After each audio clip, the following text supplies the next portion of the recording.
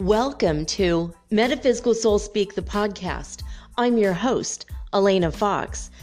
Hey guys, I hope you're doing really well in this moment in time, and that whenever and wherever you happen to be in this created world of cookies, confetti, and complications, I hope that you are able to deal with demons when they come into your life. Now, I don't mean the inner demons we all struggle with, although I've talked about our shadow side and all of the, negative things that we experience and put ourselves through and have accepted for ourselves just because we wanted to fit in or be liked, or even, trying to find love where love didn't exist. Sometimes you just got to realize there just is no getting a blood from a turnip. There is no squeezing a rock until water comes out, because some people just don't love and cannot love. But that's not what I'm talking about. I'm talking about actual demons. I would like to say physical demons, but usually they're not really visible to us, and so they don't exactly feel real, but they are very, very real. I only know one person who is, he tells me he's half demon and half angel, and I don't know how to take that necessarily. So we're not going to really address that, but I only really know one other demon who is incarnate in human form, and that is Archangel Samael, or Lucifer. And I talk to him every now and again. He's trying to get a music career going, which is cool. But that's not what I'm talking about. And besides, he's not evil. He's just the punisher of evil and the tempter to get you into an evil mindset so he can punish you. So tricky, so tricky. But there are demons for like everything, literally everything. And some demons just want to screw up your life, and so they come and they will tempt you. And I've talked about this before, but what do you do when a demon, if a demon comes to attack you in your dreams or in person, or if they try to possess your body physically? I have addressed it before, but I haven't addressed it in a while, and I have a lot of brand new listeners. So I wanted to address it. First and foremost, how to not attract demons is to, first of all, not shine your light, which you cannot not do. You have to do that, right? You have to shine your light. So sometimes, putting out a bright light is going to attract the moth to the flames. I'm sorry. Not the flames, but the moth to the flames. You'll attract your twin flames if you're in the twin flame journey. But so sometimes you're going to get your demon attraction. I don't know. That's not a thing. Okay. It's not where you're just going to suddenly be very attractive to demons. I don't mean that necessarily, but demons will come and attempt you, attempt to upset you, destroy you, turn you into something you're not, and they will tempt you into doing these things, such as overeating, breaking up with a boyfriend, or girlfriend, being a complete dick to your parents, if you're young and you still live at home, or if you're in your 30s and still live at home, or have gone back to home, because a lot of people have. The situation, for example, in the States is horrible. Like, people are not making enough money to live on their own, and if they're not in a relationship, the next best thing is just go back and live with mom and dad, right? So say you're in that situation, and say your parents are conservative and they're not spiritual, and you're spiritual, and all of a sudden one day you don't know what comes over you, and all of a sudden you're just a complete jerk to your parents, and you're screaming and yelling at them and blaming them for things that are completely unfair, maybe has nothing to do with your childhood, but in that moment you have this weird perception and things kind of go black. Those are kind of things that demons can do, right? They can change your mood in a heartbeat, where you're happy and lighthearted, and next thing you know, you're crying so hard, you want to drink, you want to do drugs, you want to escape, you want to commit suicide, you want to, kill somebody, or you want to, it's like not characteristic for you. And all of a sudden you cannot stop thinking about that thing, because the demon is screaming in your ear, do that, do that, do that. Or they're whispering. Sometimes it's a scream. Sometimes, most often, it's a whisper. You want to have a whiskey, right? You want a whiskey. Oh, that Irish whiskey. And then they put whiskey in your path. Everywhere you look, there's whiskey this and whiskey that. And next thing you know, you're passed out on a Saturday night, not knowing what the hell happened to you because you don't normally drink. That's an example of what a demon can do. They make you doubt yourself. They make you have low self-esteem and low self-confidence. If you've already built those things up in yourself and you know who you are and everything's great, and then all of a sudden, say you've done like 5 years of therapy and you're like, yes, I'm a strong, powerful man. I'm a powerful woman. I'm whoever I am. But all of a sudden you backslide into thoughts that you haven't thought. Haven't thunk those thoughts in like 5, 6, 10 years. And you're like, what? You don't, in the moment, you're like, oh yeah, maybe I'm this, maybe no one loves me, maybe I'm not lovable, maybe I'm not attractive, maybe I'm this, maybe I'm that. And you go through all that shit. And so I've told you guys about what demons can do. And I don't believe in a while, talked about exactly what you need to do to fend off the demons. So I talk about love and compassion a lot, and I talk about God a lot. I talk about connecting with your inner divinity and your inner goddess or God, who you are inside. That is that spark of the greater divine. So as long as you know exactly who you are, you have to become unshakable, unfuckwithable, right? And when the demons come along and suddenly you're like, ooh, I really miss cocaine. Gosh, I really want some coke. You got some coke? Wow, I'll start asking around. Hey, I want to do a little snort. Oh, hey, I want a bump. Do you got to, you know what I mean? Whatever it is. I've taken cocaine, but I've never had a problem with it. Thank you, God. I'm very lucky that I'm not an addictive personality. I'm really not. I'm the person who can buy a pack of cigarettes and have to throw them away a year later because I've only smoked 3. It's like, oh, wow, there's those cigarettes I bought a year ago. I forgot about that. I'm like, that's literally me. Like, I can't, I've had to throw more bottles of wine away because they went bad. When I buy a big bottle of beer here in Ecuador, I drink half of it and save the other half for like the next day, or I'll forget it's in there for a week. 2 days later, I'm hoping it's not flat when I drink the other half a glass of beer. Like, I'm not an addictive personality, but I have had these temptation moments, not being aware. They will get you when you're tired, when you're distracted, when you're upset already about something another human being is doing to you. Now, sometimes the other human being might be upsetting you because they're being also needled and pushed by demon, because they can work in pairs.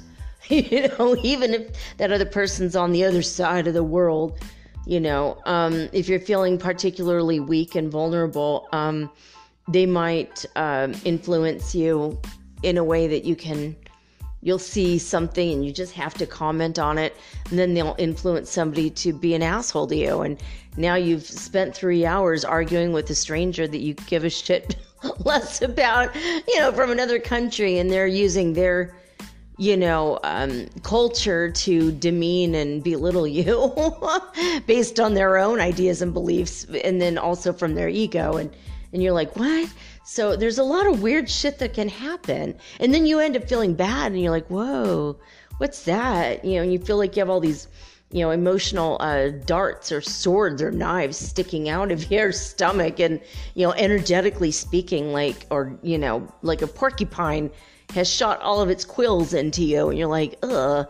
You feel a little sick and a little poisoned, and energetically speaking. And a lot of times that's just the demons are needling people to annoy you so that you're distracted from the light. You're distracted from your path to God.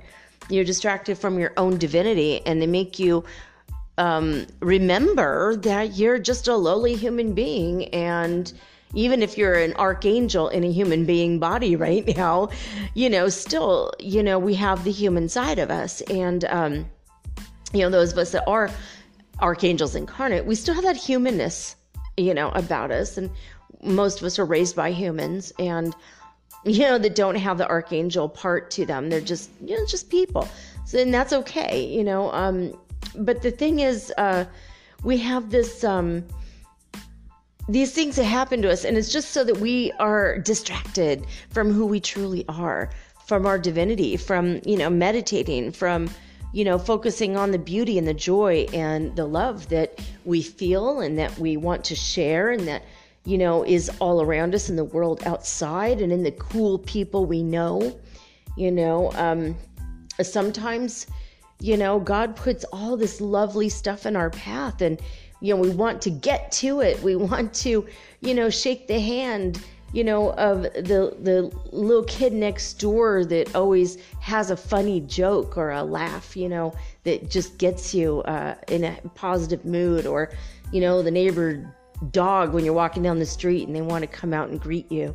You have all these beautiful things, and the birds that sing, because God is letting you know in every moment and every day how much you're loved and appreciated. But sometimes we get distracted by all that, when the demons come around and they're irritating us, and when they're needling other people to needle us. And it's like super annoying. I mean, there's a lot of light workers I've noticed get their Instagrams hacked, and they end up like this. It's so stupid, because people will like say your name. I'm going to make up one. So say your name is, Pablo 123, and so then somebody will come along and make your exact profile as Pablo 1234, and then they'll steal every last one of your pictures, and put it on their own profile, and then they will start going systematically through all of the people that follow you and say, this is my backup account, and will you do a reading for me, blah, blah, blah. Like, so for example, we'll say Pablo 123 is a reader. So, but anyway, that kind of scenario has happened to probably 4 or 5 people that I follow in the past month.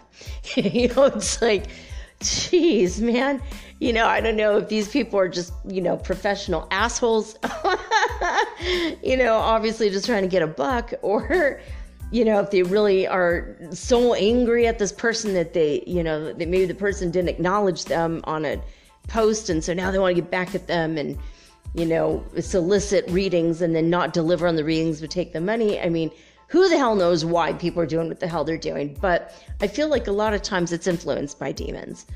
I don't want to blame everything in the world. Like, oh, there was a fire in California, the devil did it. No, Lucifer's in Atlanta right now trying to cut a record deal. Like, he's actually human right now. He's not causing all the fires and the floods and the shit in the world. Okay? Who did all that? Well, it was God, because, and Mother Gaia, who's cleansing herself, through fire and wind and water and spirit. You know, it's not the devil. It's not demons doing that. Demons do the petty shit that happens to us, you know. It's, you know, the annoyances, you know, like the emotional shit, the psychological stuff. You know, they just want to fuck with us. But what do you do when you are face to face with a demon? This is the big thing. So, okay, we'll start with dreams. They enter your dreams, and so you're going along. Everything is fine. You're going to do something in your dream. And next thing you know, the scene immediately changes and you're overcome with fear. And then there's like a man, or you don't know what it is, man, woman, a beast, you don't know. You know, like maybe in a long robe with a hood and has a knife or a gun or some kind of weapon, and they're chasing you. And you're like, oh my God, you know, that's a typical demon-related dream. I had a demon-related dream once where I was in this suburban neighborhood, and just a normal little ranch house in California, you know, probably built in the 1950s or 1960s. And I was at this car with a friend. It was my boyfriend at the time, the one who I ended up marrying and having children with. But at the time we had just started living together, and we were a couple.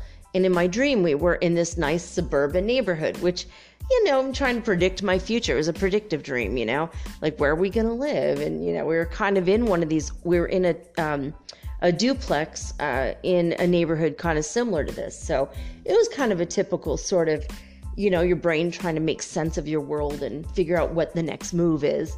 And so in my dream, we were in this suburban neighborhood, and we're getting the groceries out of our car, and the car was different than what we normally, like what we actually had. But, you know, it's how dreams are weird. And, you know, it's not a place we lived. It's not a car we had. It's not a place we, you know, ever lived or anything. It was just a basic kind of interaction. We're here, we're putting our groceries away, we're talking about our life and planning, you know, our wedding, and that we're going to have children. And, you know, we're just having that kind of a conversation in my dream. And then all of a sudden, this random person runs up to me with a big, huge knife in his hand, like a big, shiny, extra shiny, like you put oil on it, like kind of butcher knife type of knife. And he's wearing a long black robe, and he has a mask on that makes him look like a demon, which was crazy because he really was a demon. And so he comes running up, and he runs in this weird, like zigzaggy pattern across our lawn. And then he held the knife up and asked me to give him all my money. And I'm like, what the hell are you doing in a suburban neighborhood? I know you're a demon. Take your damn mask off. And he took his mask off and showed his actual demon face, which was more scary than the mask. And I said, okay, so now what? And he's like, well, I want, you know, and he's like trying to get me to be afraid. I want your money. I want your groceries. You know, I'm like, you're a demon. You don't need any of that. What's wrong with you? And I said, I tell you what you really need is you need love. Come here, give me a hug. Give me a hug. I want to give you a hug. Let me give you some love. And I just started beaming out of my heart chakra and out of my hands and out of my head and out of my eyes. I just beamed pure radiance of God towards this demon, just pure love, pure light. And he was like, and he got kind of annoyed with it. And he took off running down the street, and I woke up. And I was like, oh my God, I just had this crazy dream. And my husband and I, well, at the time he's my boyfriend, but he said that sounds like a real dream with a demon, like a real experience, you know, a demon entering into your normal dreams to try to get you to feel fear, because sometimes they feed off our fear. And he said, you have the correct response. Just send them love. They cannot stand the energy of love. I hate it because they don't want to feel it. They don't want to feel that because it reminds them of where they fell from. They don't want to, deal with it. Now, if they want to deal with it, then they're going to change, and that's good, because the world is going to be changing. It is changing. We're in the middle of changing. Even Lucifer himself is changing. Everybody is changing. So hopefully all the demons, I think they're getting bored, and I think eventually they're going to just be like, all right, fine, I love you too, But a lot of people I know have had dreams like someone's chasing them. Usually when you just stop and turn around, the other person that's trying to chase you stops chasing you. And if you start to run, they start to chase you again. And if you turn around and you stop, they stop again. And that's usually not a dream. That's when you're facing yourself. Your fears are chasing you and causing more fears. And that's not what I mean. I mean when an actual demon enters your dream. And years later, 2 demons entered my dream once. And this one's pretty funny. And they did the same kind of weird, like, black robe and a devil mask type of thing. But this time the masks were enormous. They were like 3 feet across and 3 feet up and down. And they have these black robes. It was so crazy. And so in my dream, I was getting ready to run a race. And I was in my runner shorts and my runner shirt. And I thought it was maybe a high school dream. I mean, I ran track in high school. I did just the 100-meter dash. I could not handle. I tried the 220 once and I almost died. My asthma was like, my lungs got really swollen. I couldn't breathe. I was choking. It was horrible. But at the 100-meter dash, I did okay. I never placed at all because I was really bad at it. But it's something I wanted to do to make my lungs stronger. So I was determined, to at least beat my own time. That's all I give a shit about, right? I just want to improve myself. So I, in my dream, I'm getting ready. I've got my feet on the, I want to call them pedals. They look like pedals in the car that you're getting ready to drive. It's what it looks like, but you put your feet on those things. I don't know why. It's kind of weird because I could always start running just from the ground itself, and I remember even in track, I thought these are kind of weird. They don't make you faster. They don't really make you take off faster.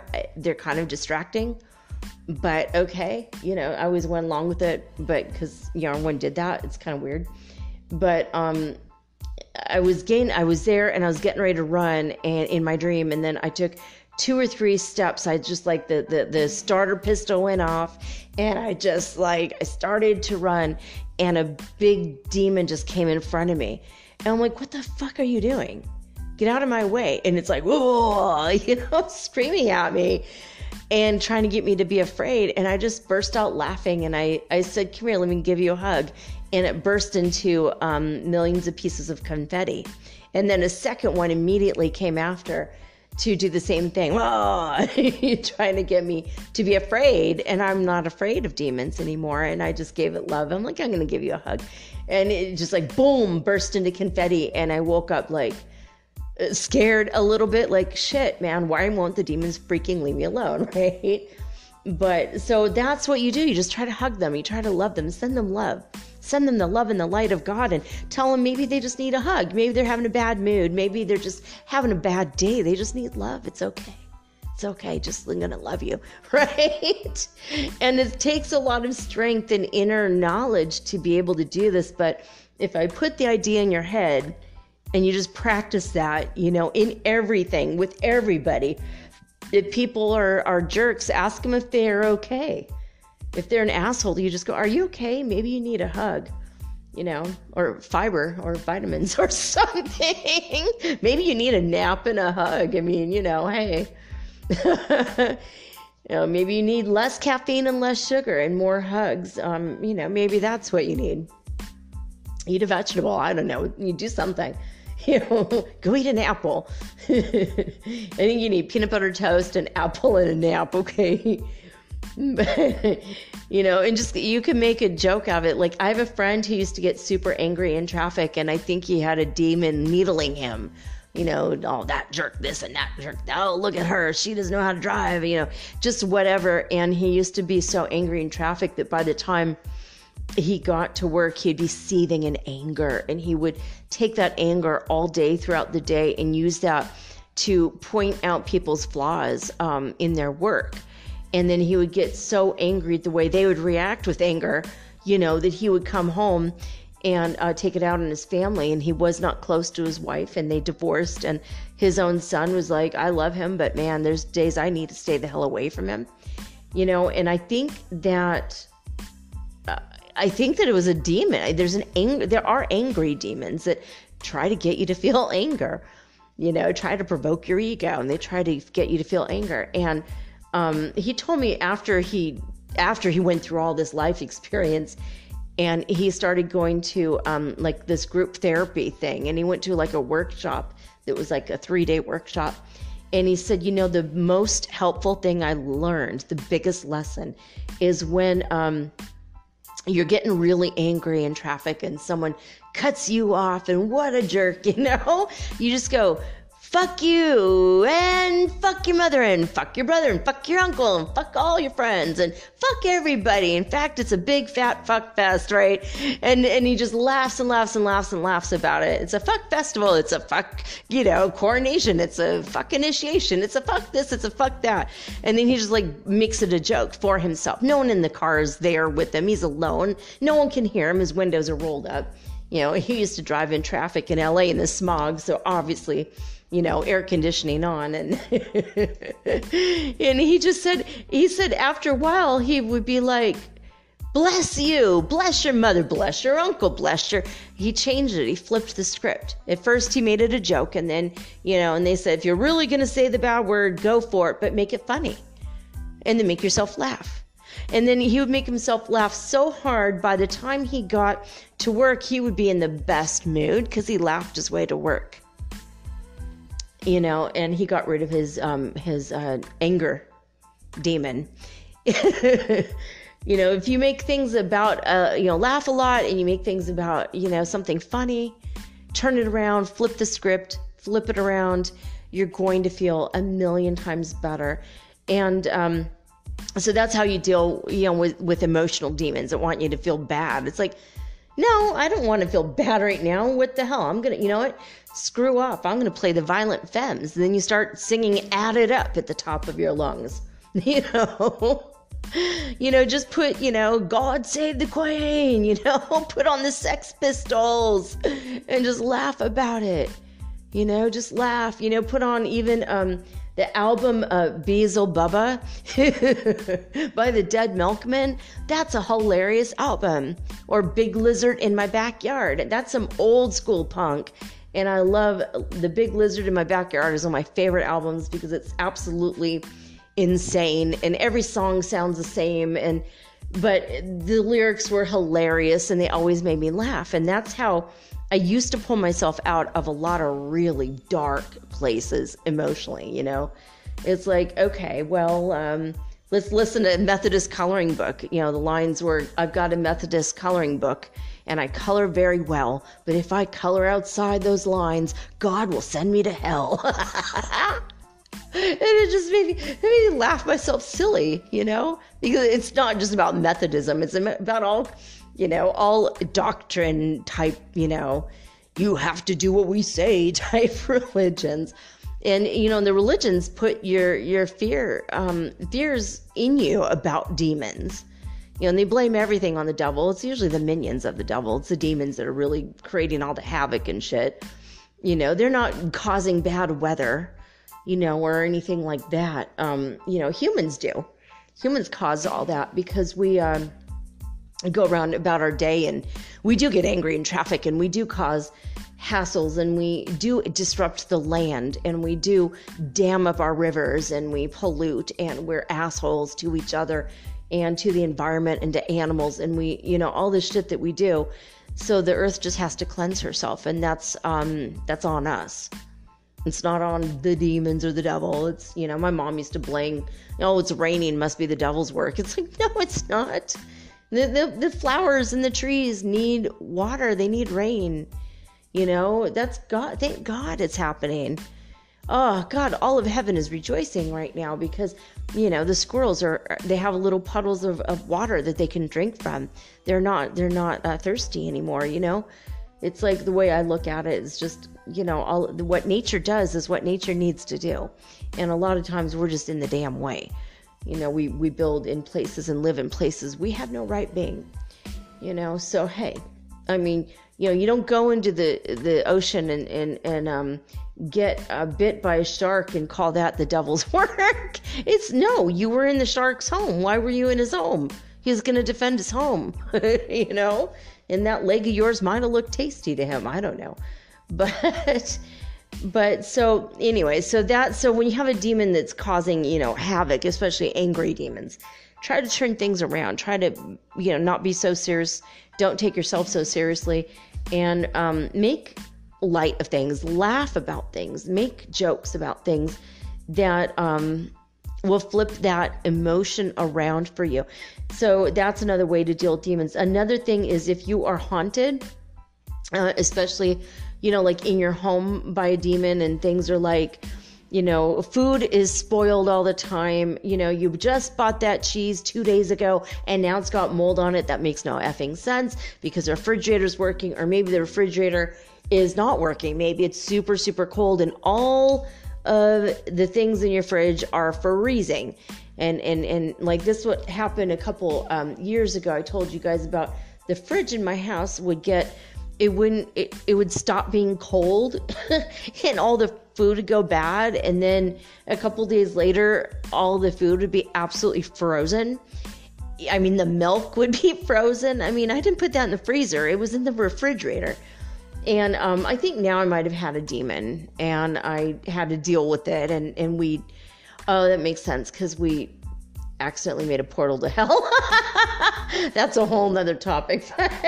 My son, we did a ritual and we did all this awesome stuff and everything was great. And then he asked the current acting Archangel of Death to show him about death, and he had shown him to hell. And I think we accidentally opened up a portal to hell. We did seal it off, but I think we let in a couple demons at the time. So that does make a lot of sense now that was going on with our fridge. It was like working and then suddenly not working. The hot water on our washing machine completely stopped working. We did not have hot water in the washing machine. Or no, it wasn't that. It was the dryer. Suddenly the dryer could not get hot anymore out of nowhere. And it was based on gas. And we had gas that, made everything hot. It was for the whole building. It was a gas thing. So they just change out the canister, but we had hot water. We had hot everything. So we should have had hot dryer, but we didn't. And we should have had hot water in the washing machine. I think that was the other thing that happened. So, but I think it was a demon, just affecting all the different appliances and different things. And I even had a couple times around that time, I had a ghost app I would listen to, and I would use it sometimes to talk to spirits that passed over to hear their voice. Hunter S. Thompson came to me several times. Art Bell came to me several times. And even my grandpa I heard a couple times. And so so I was using this, and one time I had a very, very evil laugh, and it was a demon. And I should have known to reopen the portal to hell, maybe send them away or do something, open a window. I don't know. I ended up cleansing the whole place and it was fine.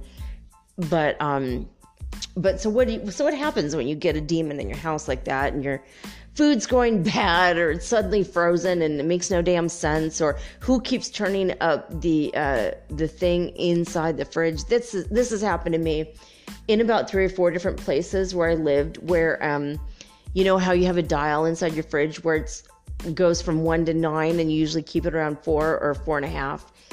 And you want your ice cream to not be too frozen because it's hard to eat, but you don't want it too soupy, so you want it somewhere in the middle. So you got to find that happy medium, and then everything is fine. And then I would go in there, and all of a sudden it's on 9 and everything is frozen solid. The milk is frozen to the actual rung, and the tomatoes are frozen in the fridge. And it's this is not cool. A lot of times that's a demon.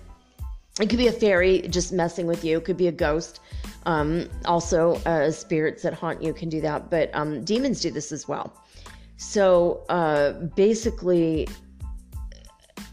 what do you do when that happens? Well, open a window, sage your whole place out, and chant Om Mani Padme Om. There's a story that was in Paramahansa Yogananda's lessons. I took his 5 years worth of lessons.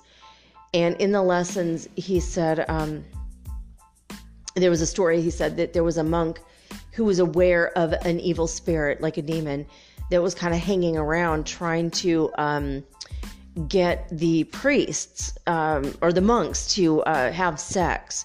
So a lot of the monks are normally very austere. They're not thinking. They're very lofty, minded. They're trying to think about God only. And all of a sudden they're like, having that sexy energy vibe, and they're getting tempted left and right. And women are showing up dressed scantily clad and whatnot. And they're just like, shit, man. This is crazy. And so they're like, and so, but they kept hearing this like kind of a moaning, creaking sound in the roof, also to freak them out and get them to lower their vibration. And so instead, there's a story about this guy, and I think I'm mixing two stories up because there's a couple stories surrounding this. One was just someone at Self-Realization Fellowship told me about the women showing up like that, trying to tempt the monks, and the monks were just like, trying to get through the temptation, and that could be a demon sending, enticing the women to do that, and then the women enticing the monks to fall from grace or whatever. And because they took a vow of chastity, to not have sex, to be a vow of celibacy.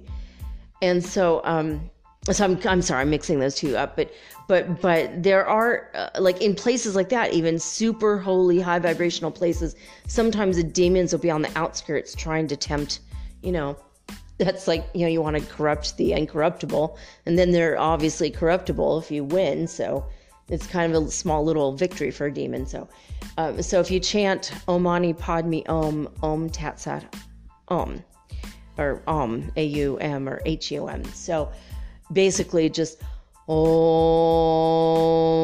Mani Padme Om,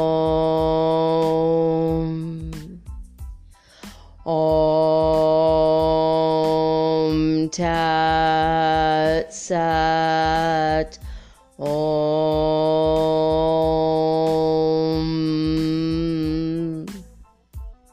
just like that. And I know about you, it shifted where I'm here. It shifted all my energy. That will raise the vibration. It raises the roof off the sucker. It really does. And so the story that I read in the lessons was that this man chanted, and by the time he said that, everything I just said, 3 times, the demon up and ran across the roof, and he heard across like that. Running across the top of the roof, and they never ever had spoiled food again.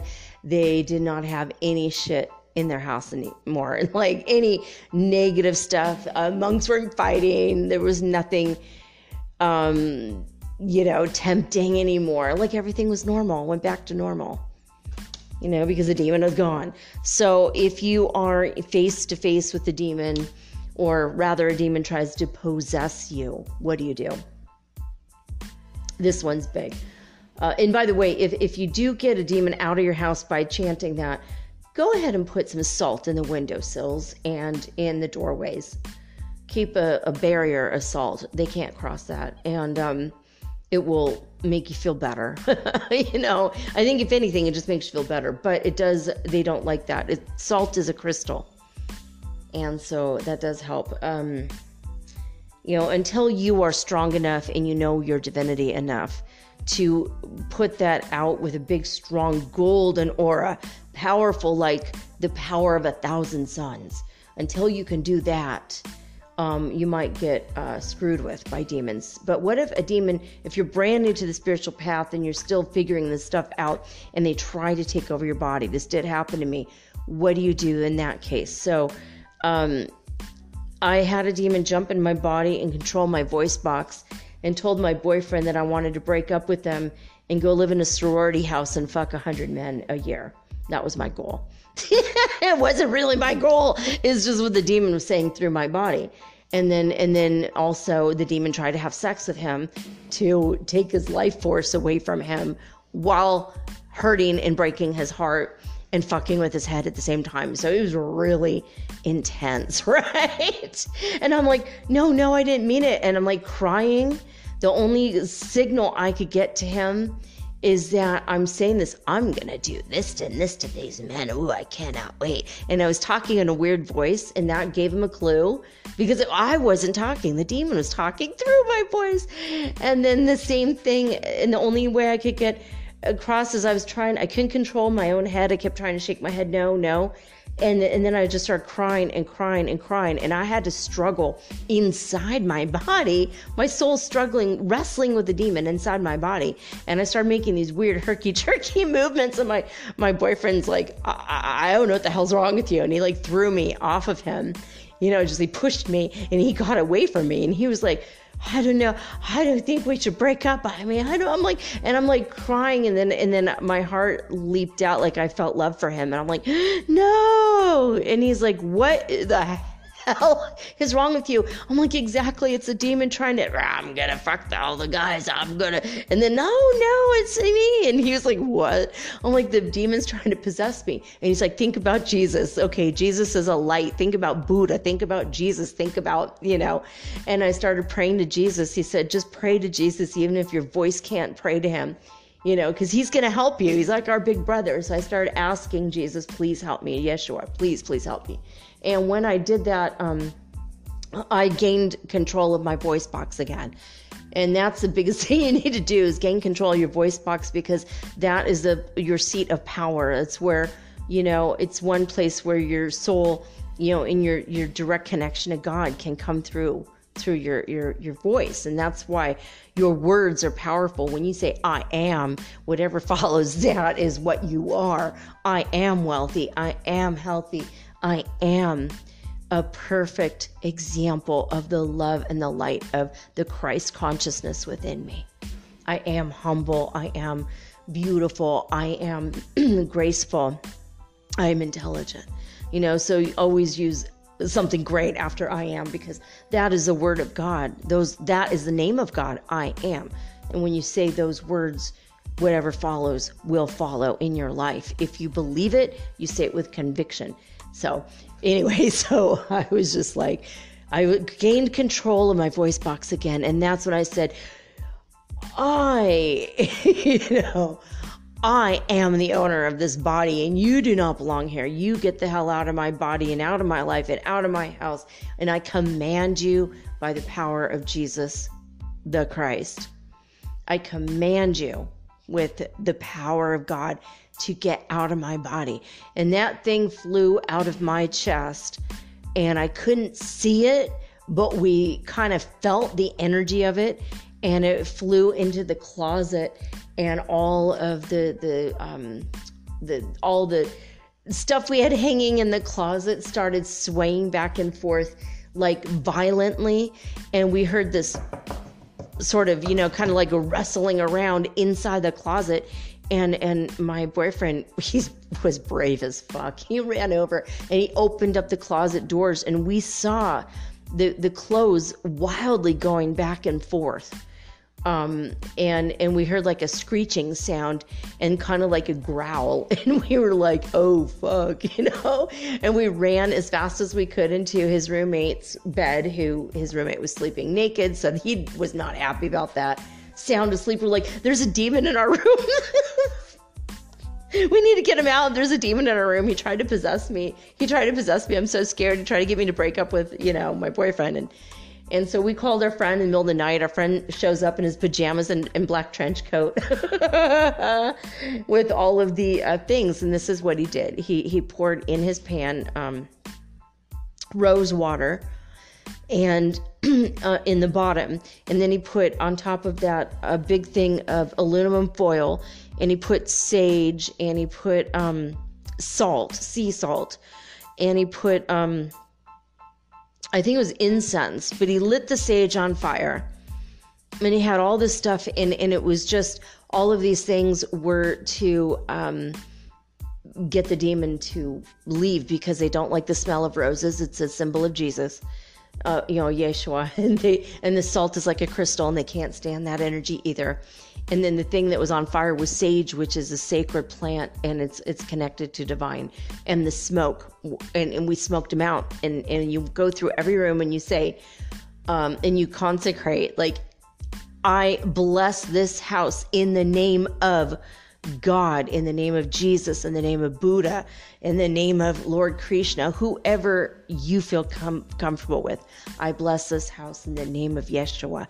I ask everyone and anyone who is here that I did not invite, I ask you to please leave. Do not find your home in me or in anyone else or in this house. And you start at the far end and you work and you put that smoke everywhere and you put it throughout every single room, and you give the entity room to leave. You got to open a window, otherwise they're going to be stuck. And it's just like, oh shit, because now they're in there. Now they're in, and if you circle them with smoke, now they're stuck inside that circle of smoke like a tornado. So you need to open your front door, and man, we felt that thing rush past us so freaking fast that we were just like, and it left, and we were like, holy moly, like, and we were all brand new to the spiritual path. And that's why I'm telling this to you guys, because a lot of you have written me saying I'm brand new to the path.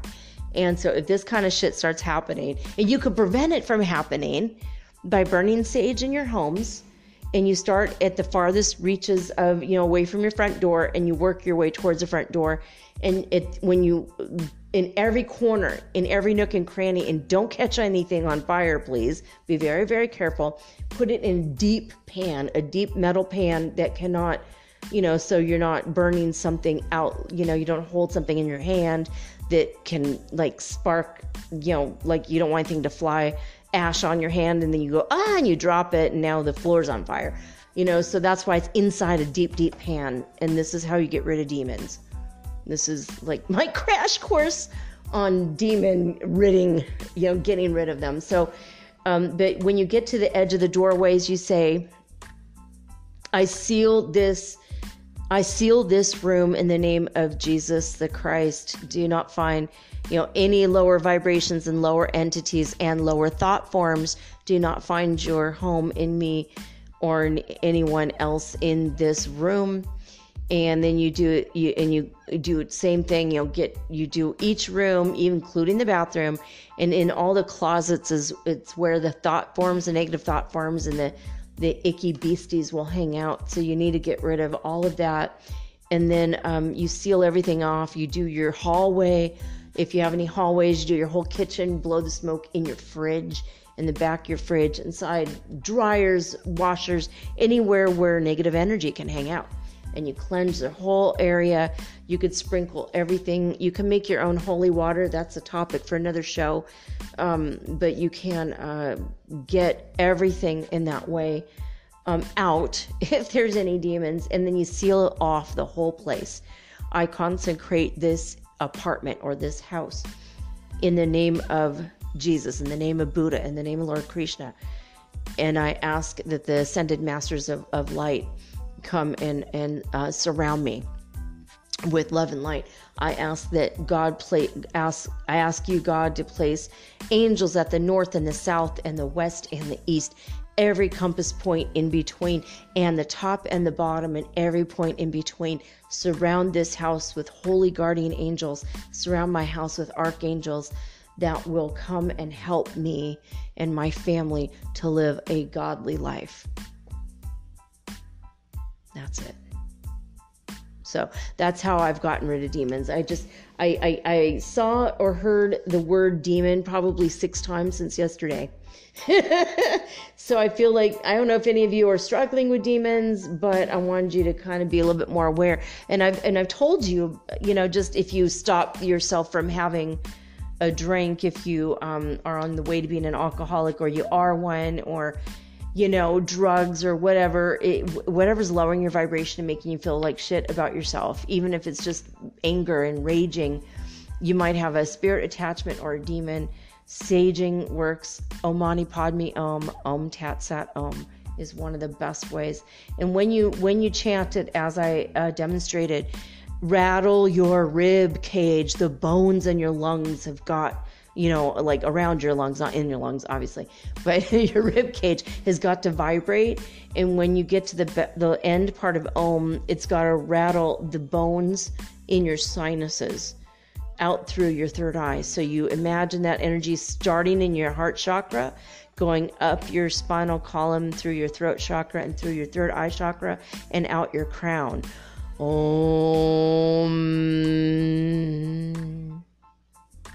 Like that. Anyway. That's how you get rid of demons, yo. So here we go. I wanted to get into the spaceweather.com and see if there's anything we need to be aware of. It may be affecting us and giving us ascension symptoms, and I look forward to receiving the light of the sun, the plasma of the sun, because even though it's changing my DNA, it's doing so with the express approval of the divine, and it's changing me for the better, and that is what I accept for myself. Only the better, and the best. So the good, the better, and the best, I should say. Okay, current solar wind speed is 304.5 kilometers per second. There's a brand new sunspot struggling to emerge at the circled location, which is over to the left-hand side of the sun, just below the sun's equator. And it's not quite there. We have sunspot number 14 is showing 2850. It's over to the right. It's almost gone. In like 2 days, it will be around the other end of the sun. So 2 and possibly 3 holes are currently facing Earth today. The sun's atmosphere have these holes, and emerging streams, more than one, of solar wind is going to be reaching us on the 6th and the 7th of August, possibly. And it will spark minor geomagnetic storms for those of you who love to look at the aurora borealis. You could always see it on YouTube if you're not living anywhere near it. There is a beautiful picture of the sky. It looks quite lovely. If you want to check it out, taken from the Czech Republic. Check it out. I love when things like that work out. I did not do that on purpose.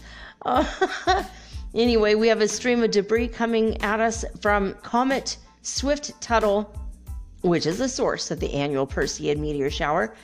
And it's going to peak next week. But right now, we are getting the meteors. So NASA's cameras did detect 30 Perseid fireballs over the U.S. this week so far.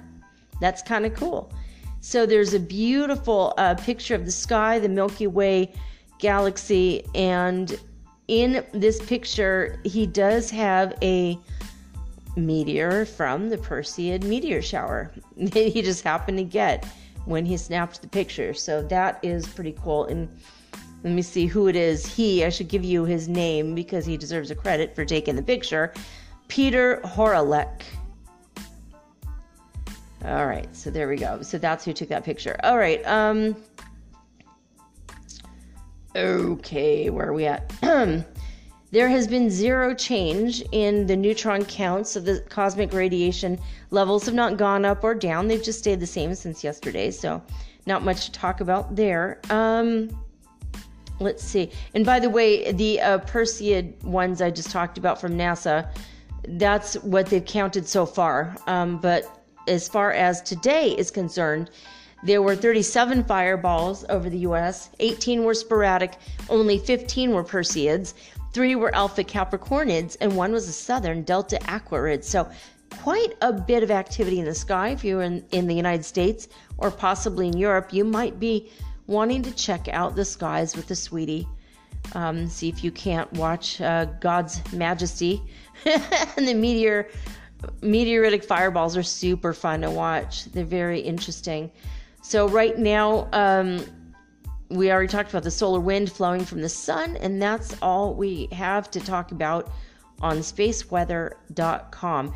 Now, as far as a Schumann Resonance is concerned, coming out of Italy, disclosurenews.it has reported there was a spike in the Schumann resonance, and it was 47 hertz frequency. So now let's turn, I just looked, it's 222 right now, guys, where I'm recording this. So there's a nice angel number for you, for those of you who are keeping track of the angel numbers.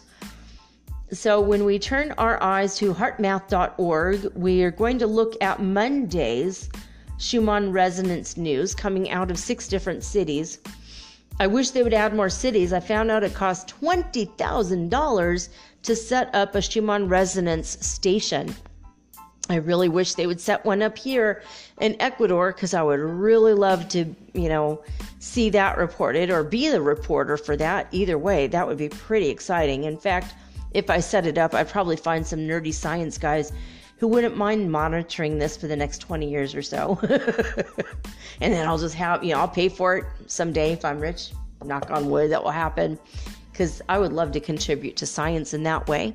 But this is what we have as far as the Schumann Resonance's power on Monday, August 2nd at the 2300 hour. This is it. In California, they were at 154 hertz frequency. The biggest spike was 113 at Hofuf, Saudi Arabia. And this is like kind of an average of the hour of all the measurements during the course of an hour. So just so you know. And in Lithuania, they were at 147 hertz frequency and 284 hertz frequency in Alberta, Canada. In Northland, New Zealand, 52 hertz frequency. And last but not least, 70 hertz frequency in Hulului, South Africa. All right, guys, I'm going to take a quick break. When I come back, I'm going to be channeling God himself, the Prime Creator, for you guys right after this.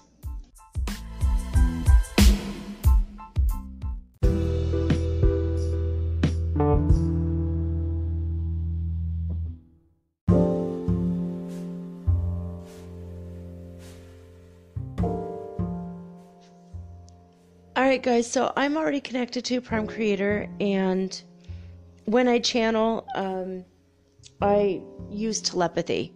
It's a God-given gift I've had my whole life. I've been telepathing since I first telepathed with a raven that was outside my window when I was very little, around the age of 2. And I called it Grandfather, and it always talked to me about the world and life and all kinds of things. And I feel like it might have been an ancestor, possibly, inhabiting temporarily the body of a raven. I'm not really sure, but it's just been a part of me. I've been able to telepath my whole life, although I for years forgot about it. I didn't think about it much, and only a few years ago I started thinking, I could actually telepath and tell other people what's going on. I can channel indirectly with this. And so that occurred to me when I started the show, my podcast, just a few years ago, a couple years ago, something like that. So I've been doing it not very long, only 2 or 3 years, but I like to bring you guys messages, and I do the best that I possibly can do to bring you a clear message. But sometimes I doubt myself, and that's what stops the message. And in times of doubt, I use kinesiology. I can barely say that word, but basically muscle testing, to make sure that I am hearing an idea or concept clearly. I not only use telepathy, but also all of the clairs, from clairolfactory to clairgustatory to clairsentience, claircognizance, clairvoyance, all of the clairs. So sometimes I will download a packet of information in the first 5 minutes of a channeling, and then I spend the rest of the hour unraveling all of the ideas and concepts. And sometimes I'll have to stop and ask, and then hear the voice of God in me that says, whether I got the concept correct or not. And it's funny, sometimes God will correct me. In the beginning of like in the introduction, sometimes I'll say something, and then later God will contradict what I just said because I was wrong. And I'm not ashamed to admit when I'm wrong, because we're all still in the stages of learning.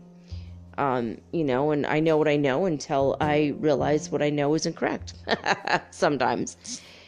So I do my best for you guys, and I'm going to do my best for you tonight. As always, 100% of my life I am now connected to Prime Creator. So let us begin. Now, I'm going to be honest with you guys. I really wanted to bring up this topic that I thought about a couple days ago, but I can't remember what it was. And it's a conversation I had with Archangel Barakael, who is incarnate right now in human form. And he was asking me a question that I honestly didn't know the answer to. And at the time I said to God, hey, this is what I want you to address, please, in our next channeling so that everybody can have the information. And it was so important to me 2 days ago, and now I have completely forgotten what it was about, because then we ended up in a really long conversation about timelines and not really time travel, but everything to do with time. And it might be to do with that. I don't know. And I can't ask the question because I honestly can't remember. I've had so many conversations since then, and I remember it being quite important. So God said, I got you on this, so don't worry. So we're just going to go for it, and we're going to hear Prime Creator tell us what it is that he wishes. And he's going to also be channeling with Divine Mother, Prime Creatrix as well. He just informed me. So it's them. It's both the Mother, Father, God. So, okay, like to be connected to the Mother God in case I wasn't. I know I am always, but just in case. Muscle testing says yes. I'm connected to Prime Creator. Muscle testing says yes. Again, I always use the muscle testing. I just always want to make sure that I am channeling the correct thing. All right, so begin transmission now.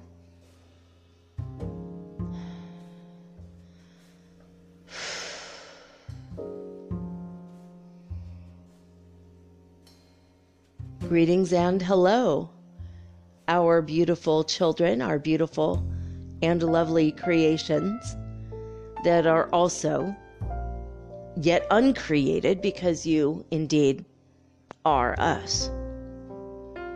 Many of you have been coming to the conclusion that you are God. Many of you are struggling with the concept because of how you were raised, and it's okay for you to say, I am God. Now, although a piece of God you may call yourself, or may just consider that you are a light extension, as is a ray coming off of the sun, the ray of light that you see piercing through the clouds is a part of the sun, and yet is not the sun. And yet that light is a continuous connection to the sun. You may consider yourself as an extension of the one will, or the primal will to good, the Prime Creator, the Source, God, the Godhead, whatever you want to visualize or envision is okay. Because Divine Mother and Heavenly Father, your divine parents, if you want to look at us in that regard, we are also the creators of creativity. We are creation and creativity itself. There's nothing that you can do that will offend us, because it's all creation. It's all creativity. You are ultimately responsible for coming back to the knowledge and realization of who you are fully.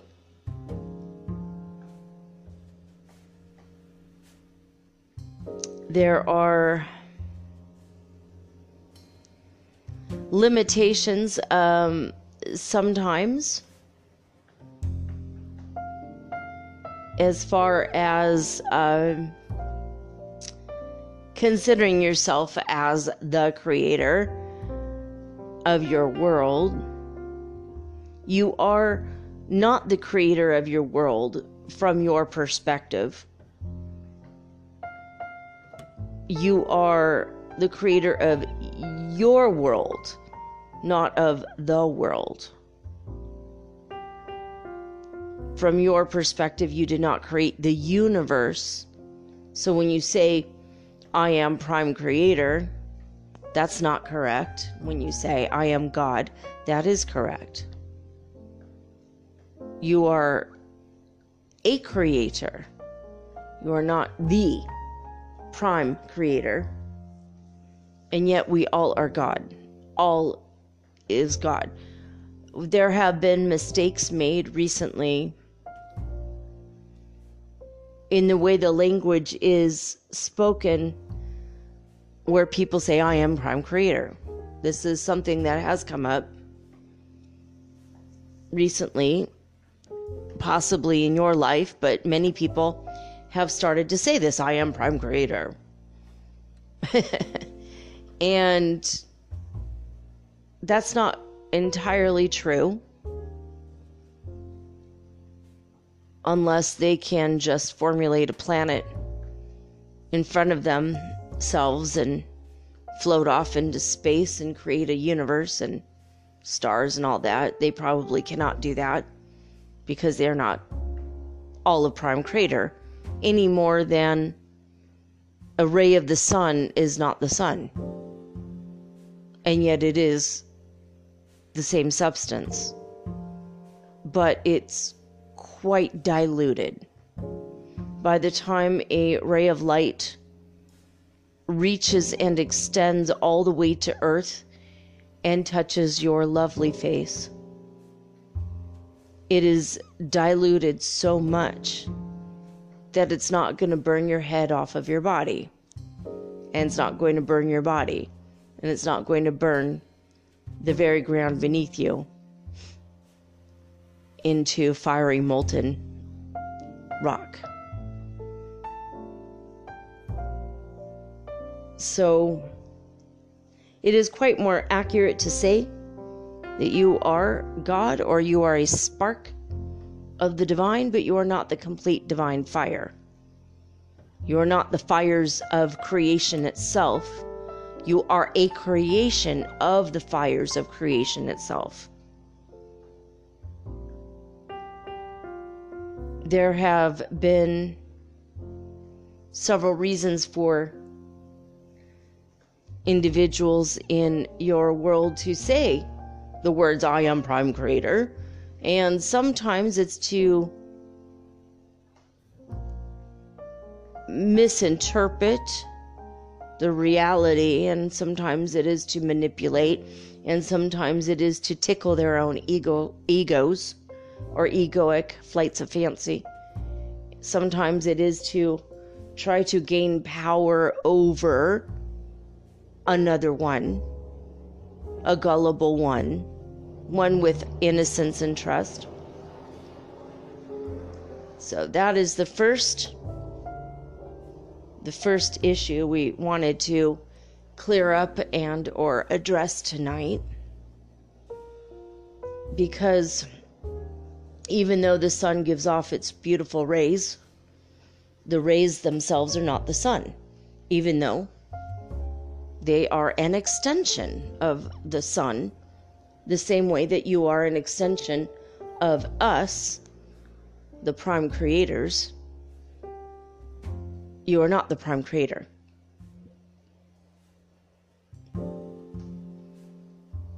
The prime creator does not reside in any one individual, that individual would burn up the same way that if the sun were to come to earth and touch your face, you would burn up.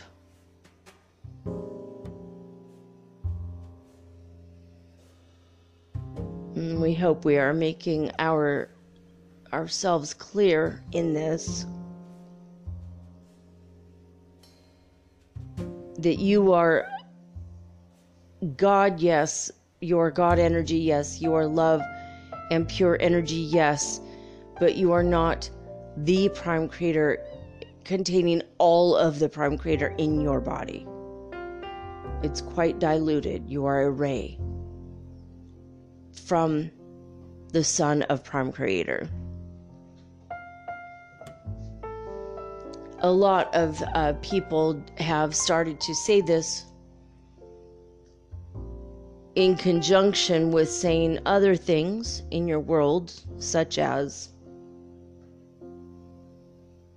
I don't need to study. I don't need to work on myself spiritually because I already know I'm prime creator. I already know. Everything else is just a tool to get me to know this. Knowing something takes several levels to get there. Knowing something intellectually is one thing. Understanding it on a visceral level is another level. Knowing and understanding it and living in the complete wisdom of it is not only psychologically a different level, and physically a different level, but becoming the living, breathing breath of that pure light, that innocence, that Christ consciousness is another thing entirely than just saying, I am God. I am the prime creator is it's nonsense. It's nonsensical. It's like saying that you are the sun. If you were the sun, you would have already burned up this world. Because the sun itself is so much bigger than the earth and so much hotter than it would. If the sun came to the earth, it would burn up completely, the earth. It would swallow it whole. It would not even be a snack for the it would be akin to you eating a cookie crumb. So it's not accurate to say you are the sun. It is accurate to say you are fueled by the sun. The fuel of the sun resides within you. The fuel of the light of the Christos, the Christ energy, Christ consciousness resides within you. It's all a part of you and you're a part of it. But a lot of the spiritual laziness and the moral laziness has resided in a lot of the newer people to the spiritual path, and a lot of the people that wish to live a simpler life, but they're too lazy to look into the spiritual things, or they simply don't know where to go to get instruction and training. And so they read one article or one book or hear one concept and they say, I am the prime creator. And that is quite sad in many respects and regards, because there's so many layers and levels and so many things to learn, that the spiritual path is a journey unfolded. It is a garden of delights that will tickle your senses and help you to enjoy every step along your journey.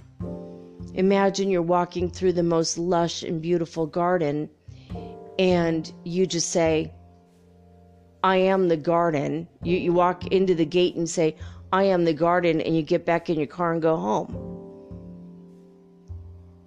And you're only gone 20 minutes, and you had planned to be there the whole day, and your spouse says, how was the garden? I am the garden. Okay. Well, how was the garden? I am the garden. I know how it was because I'm it. Okay. But what did you learn in the garden? I don't need to learn anything in the garden because I am the garden. It makes no sense. Did you even go to the garden? Did you even get any exercise? Did you even walk around the garden? I don't have to because I'm in the garden. It's hubris, it's pride and ego in people that speak like this. We have set up this beautiful, delightful garden for you. And for example, if the metaphor of a beautiful, amazing, fruitful garden is set out before you, and you walk to the garden and you walk up to these beautiful, glorious golden gates, you're going to have a feeling, a sense, an emotion, a spiritual revelation. You open the gates, and that's your first lesson. That's your initiation. You walk into the garden and you hear the birds, and you hear them, and that's your first intuition. You see the birds then next with your eyes, and then you have a knowing. And you get to learn the names of the birds. Maybe there's plaques in this garden that's still a metaphor. And you learn the names of the birds, and you learn all about the birds. And you learn the natures of the birds, which ones sleep at night, which ones sleep in the day, which ones sing between 5 and 7 a.m., and what are their octaves, what are their frequencies, and why they're those frequencies in the universe. What do they accomplish for the one will, for the primal will? And then you get to know all of the flowers and why. What do they do specifically?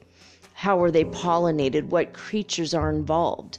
And you start to learn about the web of life, and you go through this whole metaphorical garden.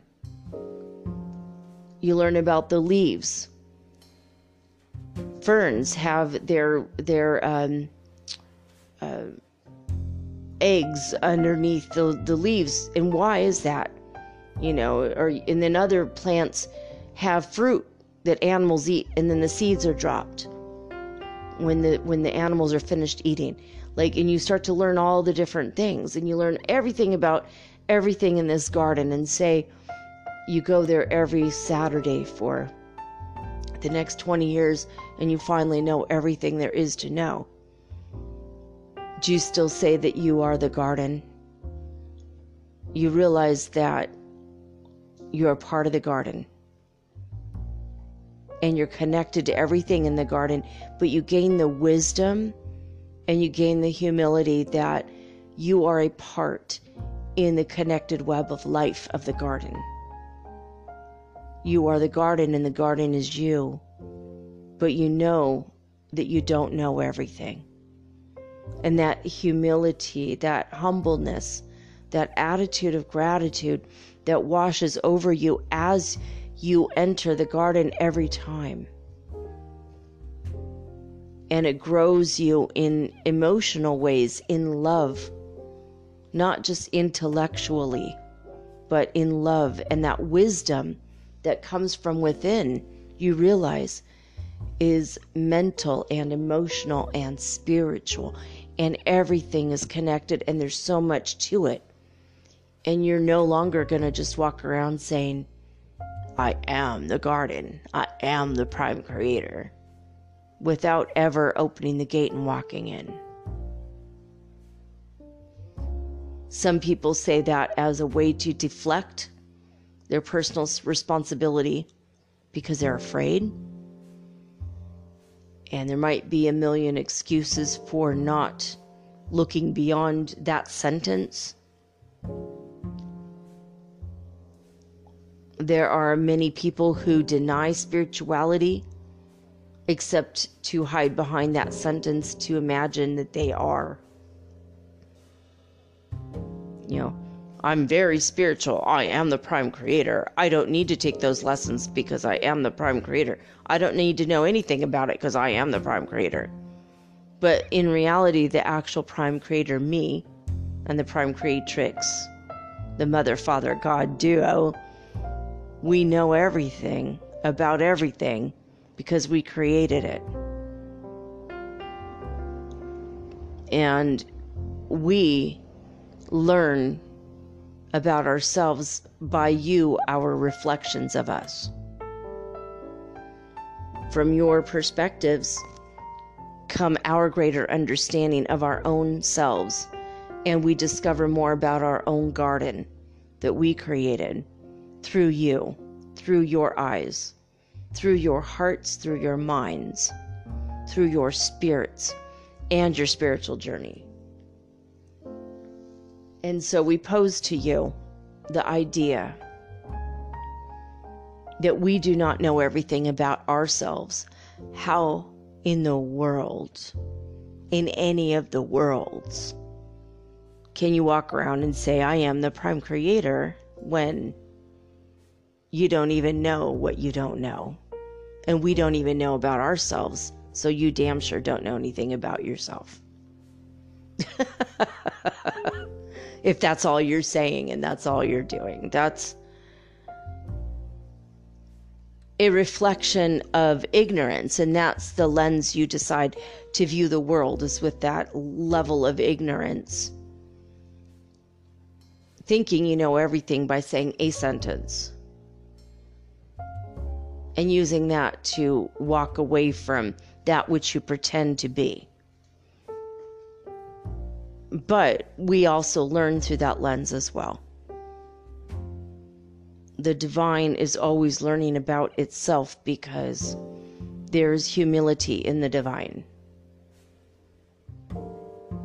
There's power in the divine, but there's more power in the humility and the openness to learn more and more and more.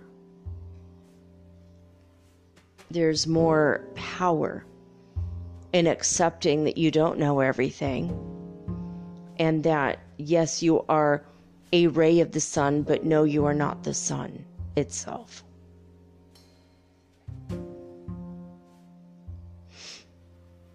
That is a big, we don't want to say problem or issue, but it is an opportunity for us to address this. The appropriate people will hear of this as you who are listening hear others say this sentence or these words, or try to get away with bringing this cult of mystery surrounding the idea of, I drank ayahuasca and I am the prime creator. Mission accomplished, everything's done. And that's not true, because that's you walking up to the golden gate of the delightful garden that is all of spirituality and all of creation, and touching the gate with your finger and telling the world you visited the garden.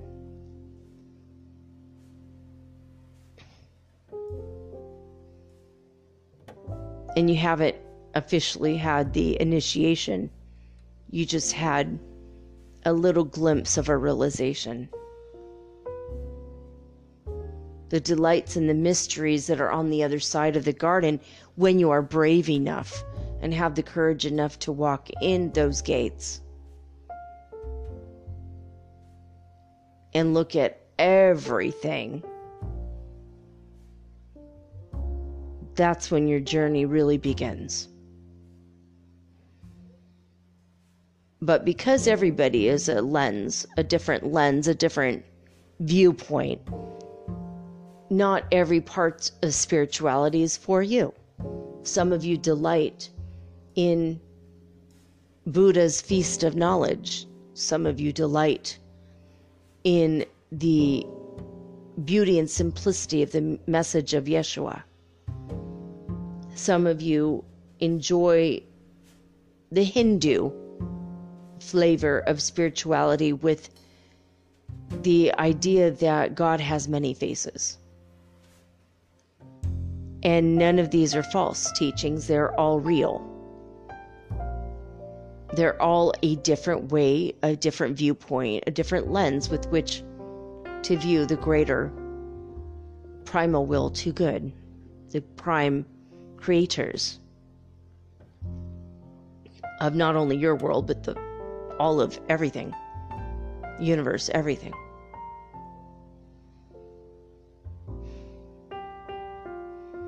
Your world opens up to you in a much greater way when you open up yourself to your inner world, but also you look at the spiritual teachings that come your way that bring you to a part of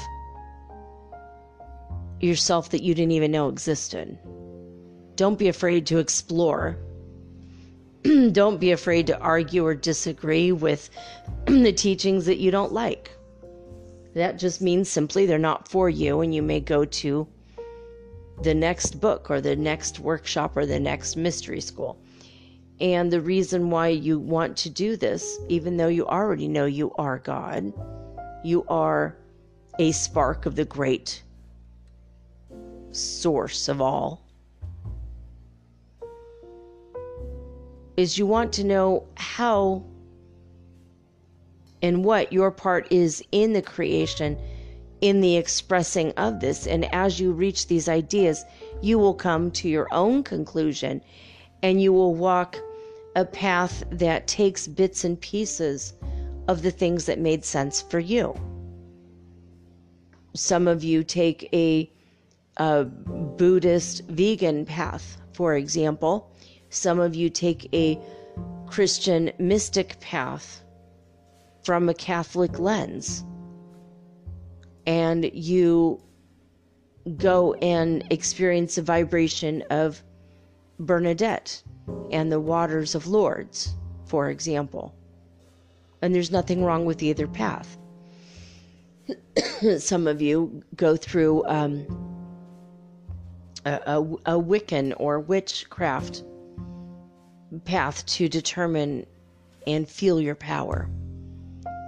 Some of you avoid all of that entirely and surround yourself with crystals and raise your vibration and go within and meditate. And that's also awesome. Some of you go along a certain path and then reject it and say, I don't need that anymore. And that's also okay.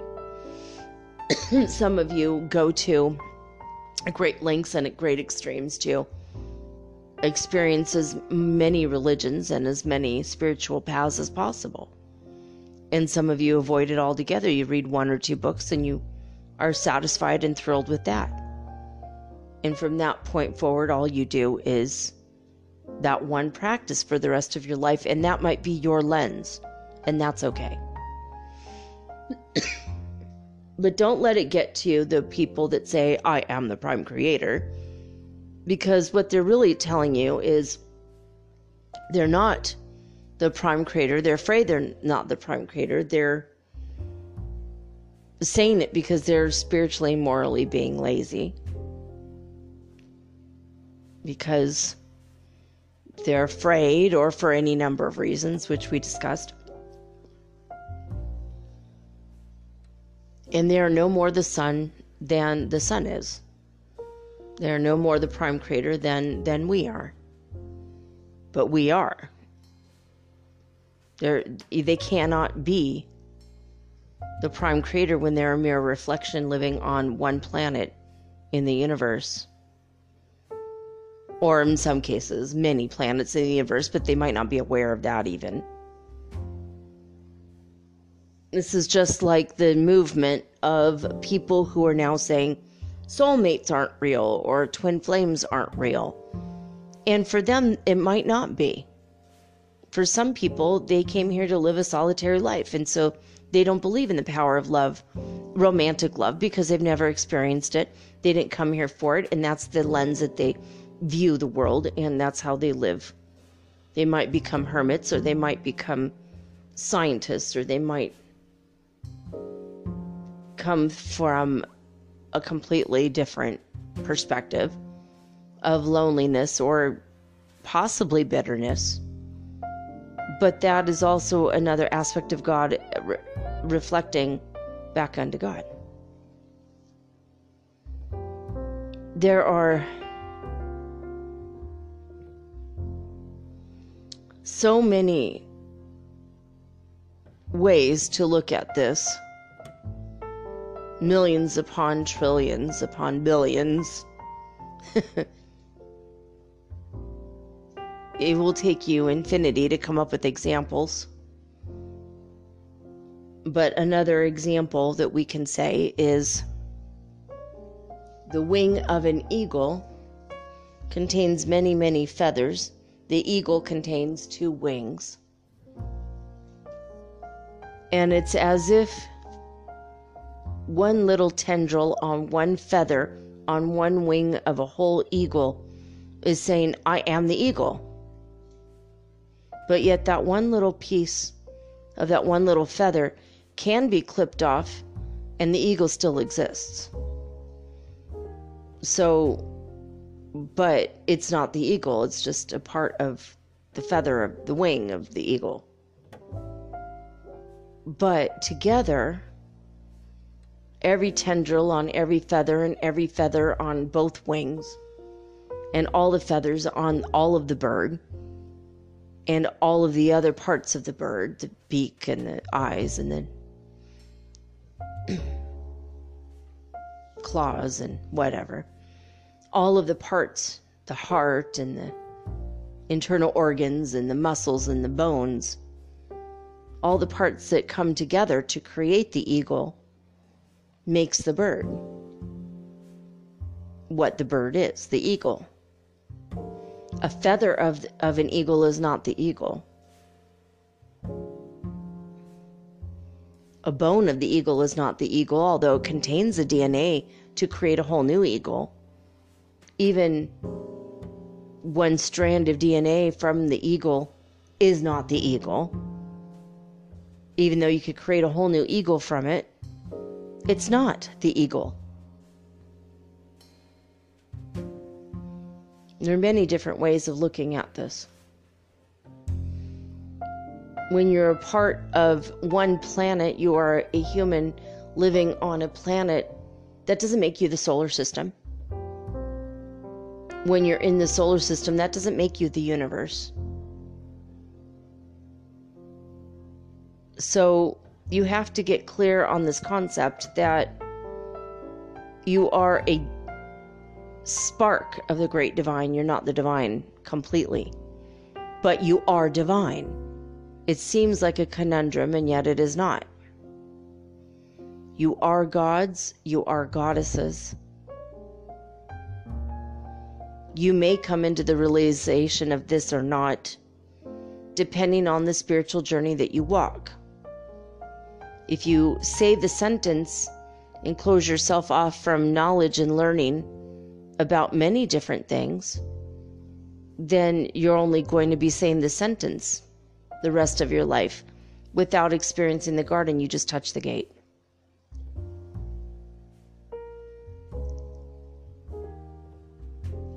But when you walk in that garden, maybe you're going to walk along only one of the trails and enjoy that journey, and that's okay. Maybe you'll go sit in the grotto and there's a statue of Mother Mary, and that is where you live. That is where your heart resides, and that is okay. Whereas maybe your brother or sister will go and journey throughout the whole garden, and then they will settle on After experiencing all the parts of the garden, they will settle on their favorite spot, and that's where they focus. But don't walk up to the gate and say, I am the garden, and go home. Dare to explore a little further your own spirituality, your own identity, and your multidimensional self. Explore further than one sentence that you use to deflect any conversation of something you fear or wish to avoid, or that you're morally or spiritually lazy about. It's important to understand that if you are to say you are spiritual, that you must go through the initiation. You can't just know something on a knowledgeable level. You have to know it on every level. When you connect with the divine, you connect with us, the God and the goddess, the prime creator and the prime creatrix. When you connect with us, you may ask us anything, and that can be your garden of delights. If that's all you wish to do, learn how to connect with us, to ask us questions, and start your spiritual journey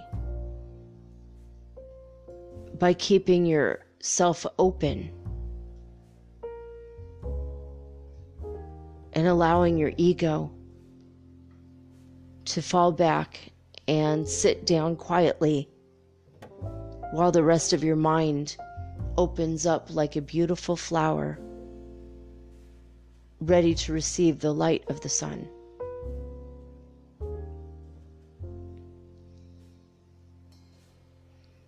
You are connected to everything in this universe. You are connected to us, and there's nothing that can stop you from being connected. Every person is connected, living or dead, because there is no death. There is no time. Your soul is connected to every life you've ever lived, because you're continuing to live those lives right now. Multidimensionality and the thoughts of this, knowing it, is the tip of the iceberg. Understanding it and being able to live in it, consciously aware of everything you're saying and doing in every space, every time, every dimension, every plane, every parallel universe, that's a whole nother thing entirely.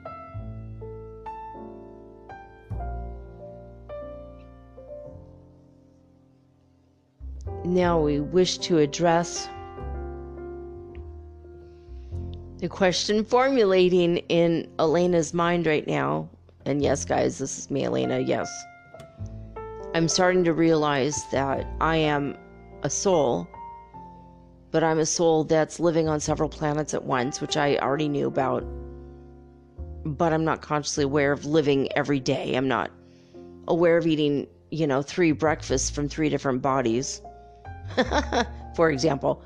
But I've been formulating this idea that my twin flame is the other half of my soul, or that we're sharing one soul in 2 bodies. But I'm also aware that I'm sharing my soul somehow across all the parallel universes, the Elenas of all the timelines that are lower in vibration from the one I'm on, and all the timelines that are higher in vibration from the one I'm on. And so is my divine counterpart. So is our soul completely and totally fragmented, or what the hell? Because I'm living on other planets where he's not. Because I know who I'm married to on those planets, and it's not him. They're soulmates from those worlds or something. And it's very confusing to me, and I've been thinking about this, like, how, my mind is not comprehending this. So God, please clear this up for us. We only have 20 minutes left on this discussion, but what can you say to speak to this confusion? How can you unravel it for us? So go ahead, Prime Creator. Oh, yes, the conundrum within a conundrum.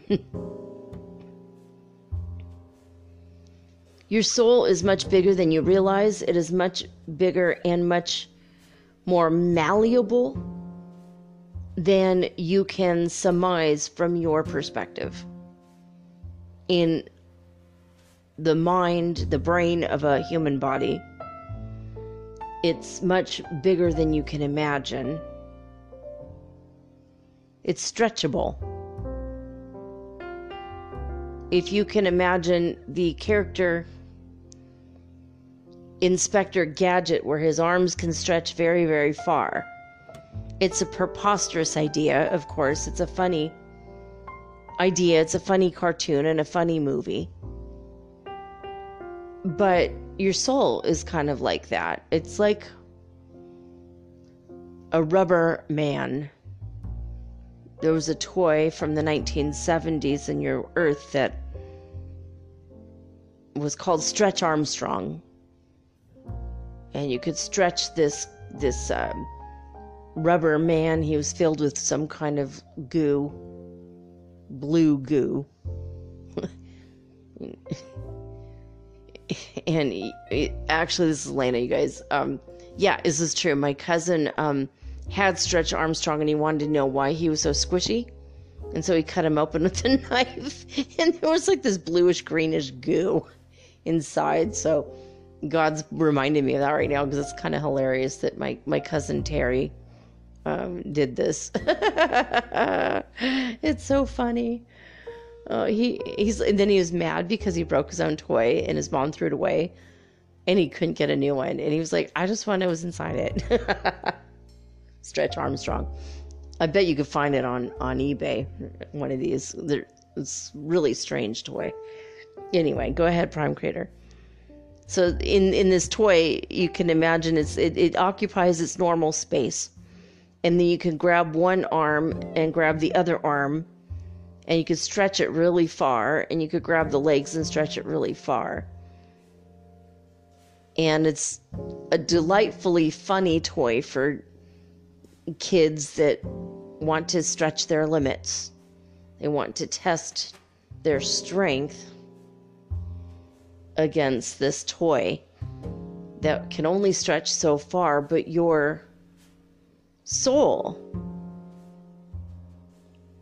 is similar to this in the point that it can stretch, but it's multidimensional, so it can stretch in every direction and still remain whole, but it also stretches across all of the parallel universes in which you currently reside, and it can stretch into other parts of the universe. It's not like a piece of your soul breaks off any more than you have broken off from us, because you have not. We are all connected, and we will never not be connected. We're always 100% connected. You are a part of God, but you're still connected to God. You're not broken off. When we say you're a spark of the great divine, we don't want you to imagine like an ember coming off of a fire separating out. It's almost as if you can imagine the ember of a fire is always connected to the fire and always burning. It's more like what is actually happening. You're never not connected to us, and because of that connection, you're able to stretch your soul in all the different places that you need to be. And you have different layers. Imagine a tree, a pine tree, and you have the branches on the bottom, and you have the branches a little bit higher and a little bit higher and a little bit higher until it goes to the pinnacle. And there's all these different branches. Well, your soul is similar to a tree. You're not just one branch and now you're done. You're all the branches. And if you imagine your soul has many branches, that will explain how you manage to be one soul or one tree, but you also manage to be in all the different universes, all the parallel worlds, as well as in all of the other planets, all at once. The tree exists 3 inches off the ground, and the tree exists 5 inches off the ground, and the tree exists 6 feet off the ground, and in some cases 200 feet off the ground. It still exists. And those branches are piercing the atmosphere at all these different levels, and it's still one tree. If you can imagine this, you are piercing many different dimensions at once, and yet you're still one soul. This is a metaphor, again, another garden metaphor, if you will. We were in the mood to have garden metaphors.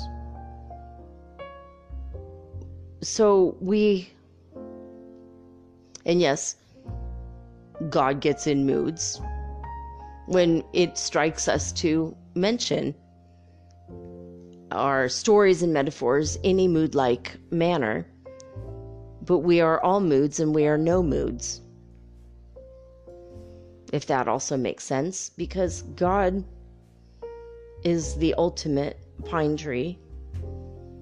If you want to look at it from a metaphor from our perspective, maybe your soul is a whole pine tree at the end of one of our branches. But we're all still just one tree. One family tree. You see what we did there.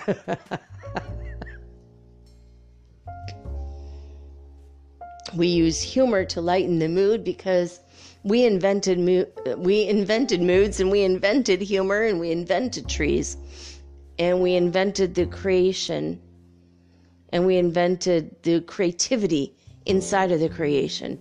One thing we wanted to point out to those who walk around saying, I know who I am the prime creator, and then they don't want to discuss any other thing, any other concept at all, and they've closed themselves off to this. They also don't have a sense of humor, and they don't recognize that God has a sense of humor, but that is not true. There's always that old joke that God has a sense of humor. Look at a giraffe with that really long neck to reach the leaves on the trees. Why did he not just make the trees shorter? Or how come giraffes can't have shorter necks and eat bushes instead? It's because we're very creative. We like to be creative. I imagine if the people that were walking around saying they're prime creator, but they don't have a creative bone in their body, except for saying the one sentence, and they if they were really the prime creator, imagine how boring. There would probably be no animals, because they don't have the sense of humor. They don't have the creativity. So don't let it bother you when people say this, but also you don't need to listen to the people that have a closed mind to all of these ideas and concepts. And they have a closed mind to all of the other ideas, such as twin flames or soulmates. I mean, all of these things are real. Just like all of the spiritualities and ideas of looking at them are real. Even if you're not interested in them, they're still real. It's still a way of looking at a thing, a situation. Concepts can help you navigate your world. This is why we gave you a brain, and this is why we gave you a mental body.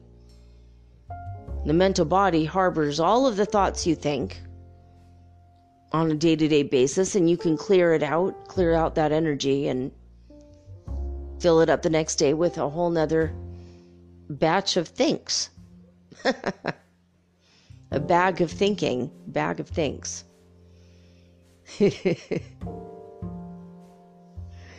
Sometimes that's how we look at it. Just like we give you an emotional body so you can have all the emotions for a whole day. And they all get pent up in that emotional body. And then at the end of the day, you can empty the bag and the next day have a whole nother bag of emotions. A bag of feels. Nah. And we give you all of these ways of looking at the world. And humans are unique in the way that you have all the bodies. Mental and emotional and spiritual bodies.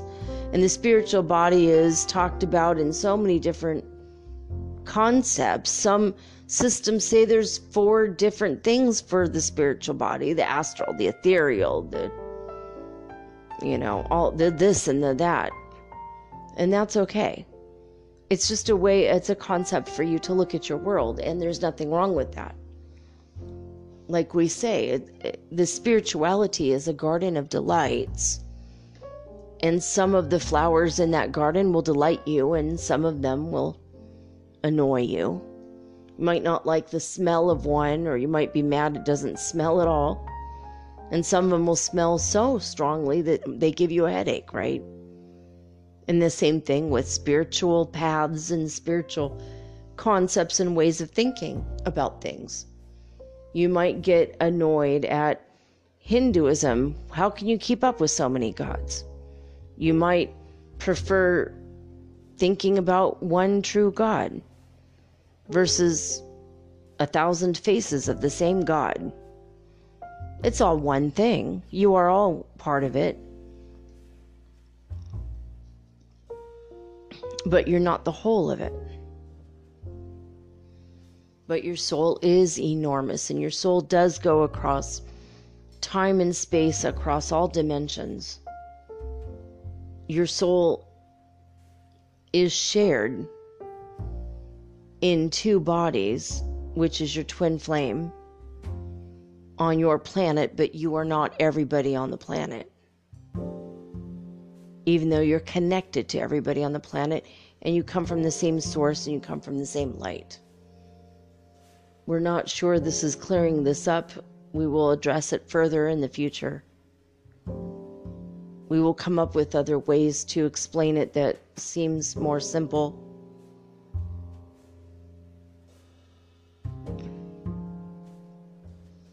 You do not live everybody's life.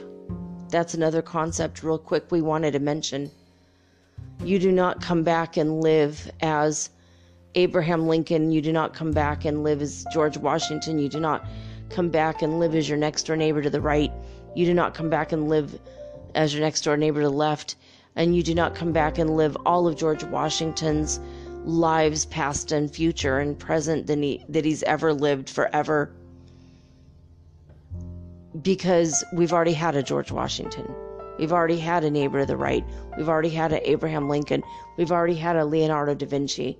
You do not get to be Leonardo da Vinci. That's another concept that has come up that has been problematic for some people. We already had that lens. You don't need to live that lens. That lens has been lived. You live your lens, which is a unique individual lens. And then you go and live another octave of it. You live another life of it. You live your lifetimes. And then when you wish to go view Leonardo da Vinci's life, or George Washington's life, or Herbert Hoover's life, or Winston Churchill's life, or whoever's life, you aren't the Beatles, but you can go visit the Beatles' lifetimes. There's the Hall of Records. There's the Akashic Records. There's many different places in heaven. When you go up to that level, you can go and live their life through their lens in that way, but you cannot be in their body, inhabiting their body, making decisions for them, reliving that life for them. That doesn't work that way. The concept of the egg is a story that's come up in many of you have heard it, where you're everybody, and then at the end, the egg is just an egg. That's also a fun and cool concept, but it's not true. You are you. You are unique. You are a lens that helped us to understand ourself better. We say ourself because we're all one being. But you're not the whole of the one being. If you're an eyelash on a cat, you're not the cat. You're an eyelash. But you're very needed and important because that's what makes up the cat. You might be the tail of the cat or a cell in the tail of the cat, but that doesn't make you the cat. It's just another concept similar to the eagles, but in case you prefer cats over, you say the same thing with the dog. If you're the right ear of the dog, doesn't make you the dog. You're not going to come back in another life and be the left ear of the dog, and then another time the right ear, and then maybe 3 lifetimes from now you're going to be the nose of the dog. Or the hair of the dog.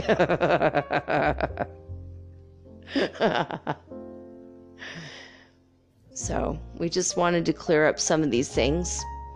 We love you very much. We are the prime creators of the universe. Thank you for being us. Together we are strong, and we're learning about ourselves. End transmission. Okay, guys, we're at the very end, so I just want to say I'll be back tomorrow with all unique programming, just like always. I'm signing off with peace and joy and the high vibes of the holy 5th dimension. I love you guys. Peace.